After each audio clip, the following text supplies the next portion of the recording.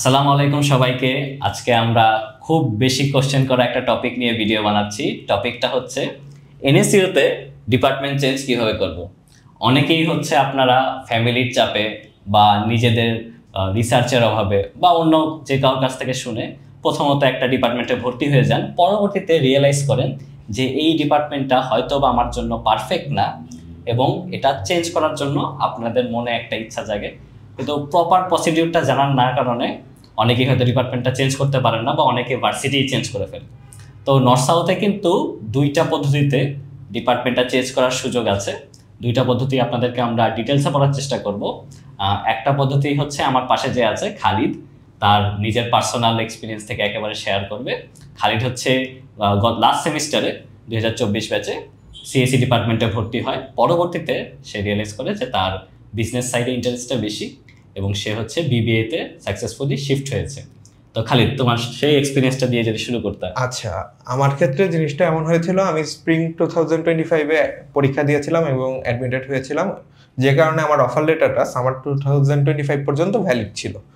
যে কারণে আমার অফার লেটারে আমার সিএসসি অ্যাকসেপ্টেড ছিল, বিবিও অ্যাকসেপ্টেড ছিল। আমার ক্ষেত্রে প্রসিডিউরটা অনেক ইজি ছিল। প্রথমেই আমরা রেজিস্ট্রার অফিসে যাই। রেজিস্ট্রার অফিসে গেলে কানিজ খাতুমা ম্যামের সাথে আমাদের কথা বলার জন্য বলা হয়, অ্যান্ড ম্যামের সাথে কথা বলার পর ম্যাম একটা ভ্যালিড রিজন জানতে চায়। রিজনটা জানার পরে ম্যাম আমাদের প্রসিডিউরটা জানিয়ে দেয় যে জিনিসটা এমন হবে যে আমরা যদি ডিপার্টমেন্ট চেঞ্জ করতে চাই, আমাদের নর্থ সাউথের ওয়েবসাইটে ডিপার্টমেন্ট চেঞ্জের একটা অ্যাপ্লিকেশন আছে, ওটা ডাউনলোড করে প্রিন্ট করতে হবে। প্রিন্ট করার সাথে সাথে আমার যে অরিজিনাল অফার লেটারটা আছে ওটা আমাকে আনতে হবে, ওইটারও একটা ফটোকপি আমাকে জমা দিতে হবে। সাথে হচ্ছে আমাকে একটা এগুলো শেষে আমার পে স্লিপ একটা দিবে, 11,000 টাকা পেমেন্ট করতে হবে।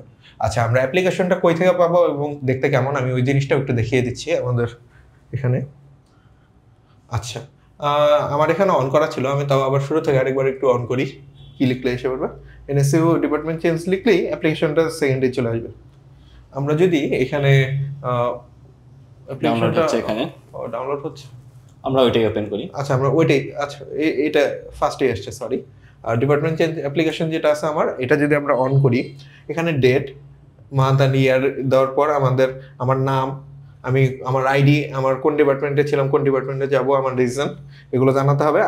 আমি যেহেতু কারেন্ট আমার সেমিস্টার ফার্স্ট সেমিস্টার ছিল, আমার সিজিপিএটা আমার এখানে লিখতে হচ্ছে না, ক্রেডিট কমপ্লিটও আমার এখনো ফুললি হয় নাই। এই জিনিসগুলো আমার জন্য না। যারা আমার মতো ফার্স্ট সেমিস্টারেই চেঞ্জ করতে যাচ্ছে তাদের জন্য এইসব জিনিস না।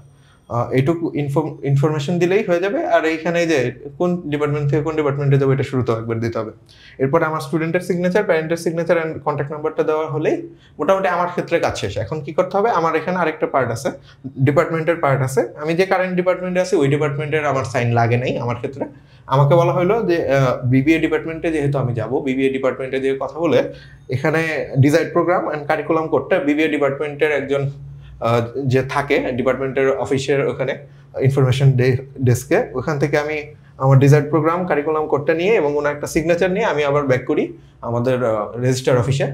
সেখানে যাওয়ার পর আমাকে বলা হয় যে এইসব ডান, এখন হলো পেমেন্ট স্লিপের জন্য আমার ফাইন্যান্স অফিসে যোগাযোগ করতে। ওখানে গেলে আমাকে 11,000 টাকার একটা পেমেন্ট স্লিপ দেওয়া যায়, যেটা ওই দিনই জমা দিয়ে দিলে সবচেয়ে বেটার হয়। যে কারণে সাউথ ইস্ট ব্যাংকে পেমেন্ট স্লিপটা নিয়ে যাই, আমি 11,000 টাকা জমা দিই অ্যান্ড আমার যে ডকুমেন্টগুলো ছিল এটা ফিল আপ করেছি, এটার একটা ফটোকপি, অফার লেটারটাও মেইন কপি দেওয়া যাবে না, ফটোকপি সহ সবগুলো যে জিনিসপত্র ছিল ওগুলো, ইভেন আমার পেমেন্ট স্লিপটা আমি জমা দিই রেজিস্ট্রার অফিসে, আবার ব্যাক করে এসে জমা দিলেই ওই একদিনের মধ্যে আমি আরডিএসে আমার চেঞ্জ ডিপার্টমেন্ট যে চেঞ্জ হয়ে গেছে ওটা আমি দেখতে পাই।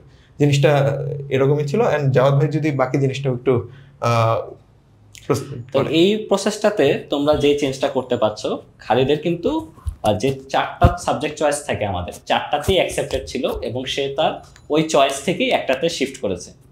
কিন্তু আপনাদের যদি এখন এরকম হয় যে আপনার আগে হচ্ছে সিলেক্টেড ছিল না, অথবা হচ্ছে আপনি অন্য একটা ডিপার্টমেন্টে যেতে চান যেটাতে আপনার চুজই ছিল না, তো তাহলে প্রসিডিউরটা কি?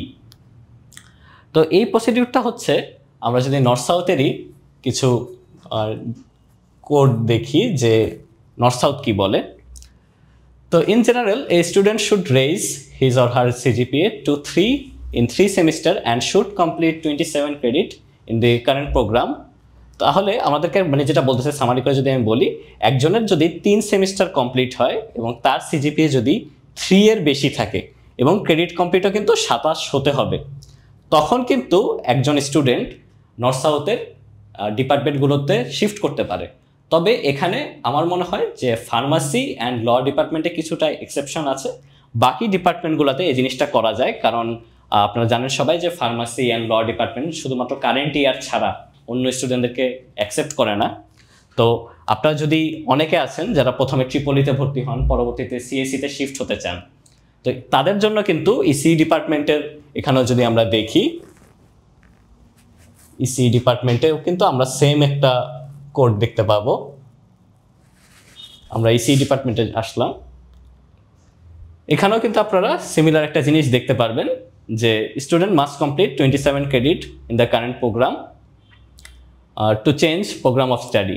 এখানেও লেখা আছে current student of NSU who wish to change their programme of study from any major department to, মানে যদি অন্য ডিপার্টমেন্ট থেকে আপনি ইসি ডিপার্টমেন্টে আসতে চান, ইসি ডিপার্টমেন্টের পারমিশনটা কিন্তু এখানে দেওয়া আছে। তো যারা হচ্ছে নর্থ সাউথে বেশ কিছুদিন লেখাপড়া করে ফেলেছেন তাদের জন্য ইজিয়েস্ট ওয়ে হচ্ছে এটা যে আপনার সিজিপিএ যদি 3 এর উপরে থাকে এবং আপনার যদি 3 সেমিস্টারের বেশি কমপ্লিট হয়, 27 ক্রেডিটের বেশি কমপ্লিট হয়, তাহলে কিন্তু আপনি এই প্রসেসেই শিফট করে ফেলতে পারেন। এবং এই প্রসেসে আরেকটা সুবিধা হচ্ছে যদি আপনি ট্রিপলি থেকে সিএসিতে আসেন তখন কিন্তু আপনার মাত্র 1000 টাকা খরচ হবে। আপনার জাস্ট নতুন আইডি কার্ডের যে কস্টিংটা আছে সেটাই রাখা হবে এবং আপনার কিন্তু এক্সট্রা করে যে খালিদের যে প্রসেসটা ছিল সেভাবে কিন্তু কস্টিংটা একটু বেশি হয়, 11,000 টাকার প্রয়োজন হয়, সেটার থেকে কমেই আপনি শিফটটা করে ফেলতে পারবেন। তো এই ছিল আমাদের সাইড থেকে মোটামুটি ইনফরমেশনগুলো। আপনাদের কাছে যদি আরও কোনো কোশ্চেন থাকে আমাদেরকে অবশ্যই জানাবেন। এই প্রসেসগুলো ফলো করে আপনারা ইজিলি ডিপার্টমেন্টটা চেঞ্জ করতে পারবেন। তবে সবাইকে একটা ডিসক্লাইমার, আপনারা ডিপার্টমেন্ট চেঞ্জের আগে আপনাদের সিনিয়র, আশেপাশে ফ্যামিলি সবার সাথে ভালো মতো কনসালটেন্সি করে নেবেন। এমন যেন না হয় যে ডিপার্টমেন্ট চেঞ্জ করার পর আবার মনে হচ্ছে যে আগের ডিপার্টমেন্টটাই ভালো ছিল।